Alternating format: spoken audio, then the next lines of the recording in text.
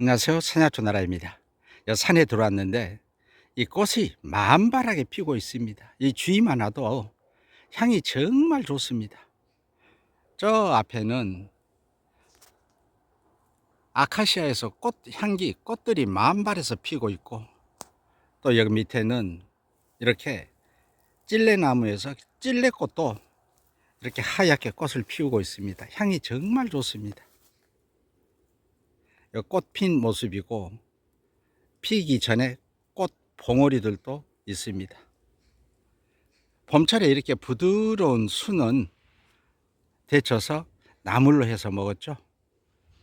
이 찔레나무는 어린 순일 때, 꽃이 필 때, 또 열매가 맺힐 때는 영실이라고 해서 약재로 사용하고, 또 늦 가을 이후에는 그 약성이 뿌리에 저장되기 때문에 뿌리나 줄기를 약재로 사용합니다. 그런데 지금처럼 이렇게 꽃이 필 때 이 꽃을 채취를 해 가지고 차로 또 효소 담아 먹기도 합니다. 특히 당뇨에 좋아서 천연 인슐린이 여주나 돼지 감자에 많이 들어있는 그런 여주보다도 11배가 더 많이 들어 있습니다. 또한 최근의 연구 결과들에 있어서는 이 당뇨뿐만이 아니라 아토피나 피부염, 피부질환, 피부 미용에 좋은 효능이 있다는 그런 연구 결과들도 있습니다. 이런 점들을 상세 설명을 드리겠습니다.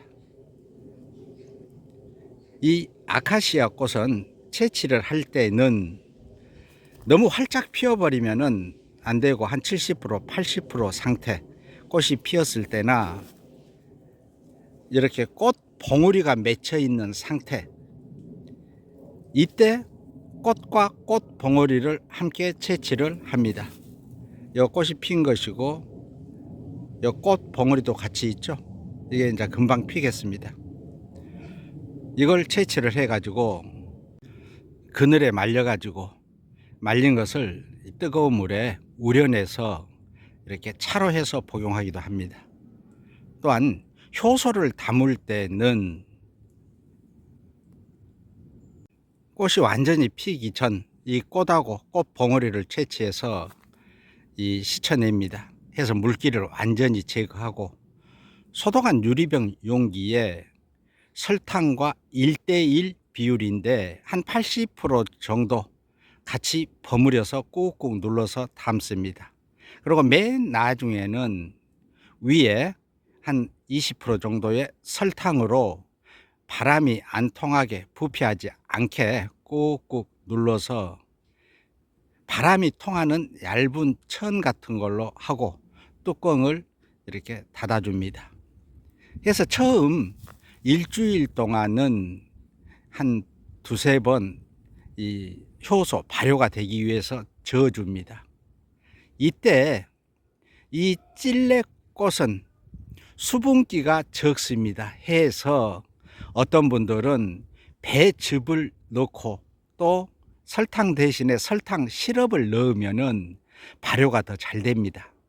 해서 발효를 시키는 그런 방법도 씁니다. 해서 3개월 정도 숙성시킨 후 건더기는 건져내고 2차 숙성을 시킵니다. 해서 6개월 이상 해서 물에 타서 복용을 합니다. 이 찔레나무와 찔레꽃은 당뇨에 특히 좋은 효능이 있습니다. 또한 피부 아토피나 피부 염증, 습진 등 이 피부병 치료에 효능이 있습니다. 또한 어린이들 성장 발육과 성인들의 뼈 건강, 골다공증 등에도 효능이 있습니다. 또한 이뇨작용을 풍부하게 해주면서 오줌을 수월하게 잘 누게 해줍니다. 또한 독소 배출의 왕이라고도 표현하죠. 체내에 있는 독소를 배출시켜주는 그런 해독의 효능이 있습니다. 또한 항염작용과 관절염 등 각종 염증 치료의 효능도 있습니다. 약재로 사용을 할 때는 이 잎, 줄기, 꽃, 열매, 뿌리까지 전초를 약재로 사용을 합니다. 전초 채취한 것을 말려 가지고 1일 10 내지 15g을 달여서 복용을 합니다. 달일 때는 일단 강불로 해서 끓으면은 약불로 반쯤 정도 달여질 때까지 해서 1일 2, 3회 복용을 합니다.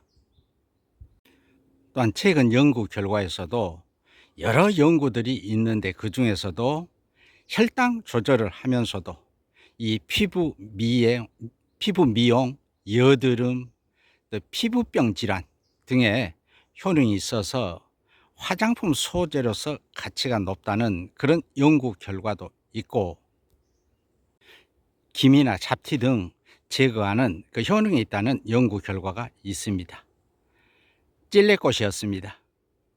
그럼 사냐초나라는 다음 영상으로 또 찾아뵙겠습니다. 찔레꽃과 이 꽃 봉우리 모습입니다. 향도 참 좋습니다.